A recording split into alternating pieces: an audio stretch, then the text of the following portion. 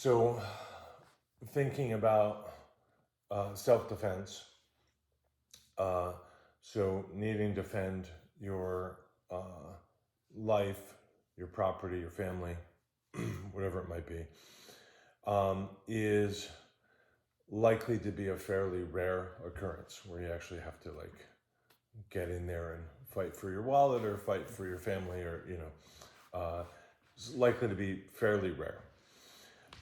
And it is also almost certainly going to be very difficult, right? And always with very high stakes. Even if the intent is not about death, for example, the possibility is on the table if there's a self-defense situation.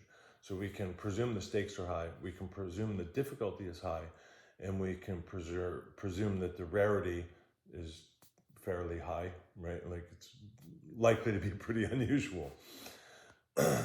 So when we think about ourselves as self-defender,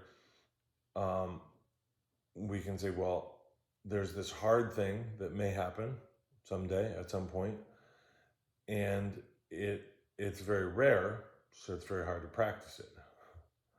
So let's say it does happen, so I'll say when it happens, not if, but let's just say when it happens, how can I have been practiced at it? Like, and it's important to have been practiced it because we pointed out it's really high stakes and really high difficulty. It's like, man, if I knew there was something in my life that was high stakes, high difficulty, I'd want to study for it. I'd want to practice it. You know, like when you're 16, it's your driving test. Like, I want to practice this. I want to get some more time on the road. I want to hear from somebody that took the test. I want to read the test. I want to do a mock test a few times. I want to get some more time in the car. I want to ask questions, you know, because that's high stakes when you're 16. And so you try and practice as much as you can. But it can be hard to practice self-defense a lot. You know, certainly you can do it in a martial arts school or something like that. But what I think is also important is to practice it in terms of paying attention to potential scenarios and considering them, reconsidering them, talking them over, I don't know, diagramming them or whatever. But like that almost scenario, how did that happen? Okay, here's what happened, here's what went wrong, here's what I could have done, here's why I did, here's the real reason that I did what I did, not the reason that I told you. Here are the complicating factors.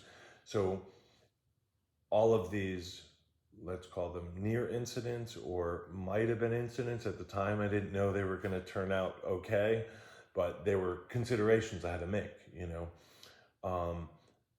I can use those as my self-defense, as a component of my self-defense practice, which is that I'm reviewing that and I'm trying to learn from it.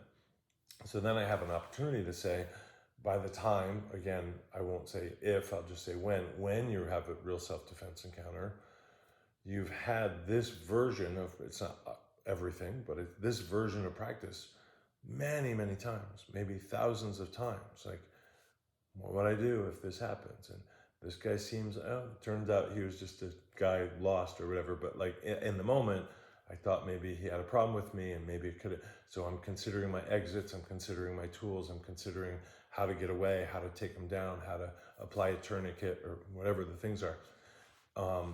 And if I can take advantage of all these ultimately non-issue events, because of my mindset as a self-defender, takes them as an opportunity to practice, they become these sort of mental repetitions of a practice. And then when I have a self-defense encounter, I've practiced these things. I'd also like to practice doing some push-ups and, you know, deploying my flashlight and throwing a punch and, you know, like taking somebody down. Like that's great too. As a martial arts teacher, those are great things to do. But practicing the check-in and honest and sort of deeply delved check-in about this situation happened, which turned out not much of a situation, or we calmed it down when I bought him a beer, or however it turned out. Most of them are not, you know, fist fight and going to jail kind of a stories. Most of them, I can presume, are yeah, I thought it was this, and it might have been this. It started out, and he gave me a look, and I said a thing, but then we calmed it down, or like, great. I'm glad nobody got hurt. I'm glad you didn't have to throw a punch. I'm glad you're not in jail. I'm glad nobody died. But let's look at that. So let's learn, let's learn, let's learn. That becomes a really valuable thing because the stakes are high, the rarity is high, but the opportunities to practice are likely to be high. So if we take those opportunities to practice, we have an opportunity to be um, relatively um, ready when the situation occurs for real.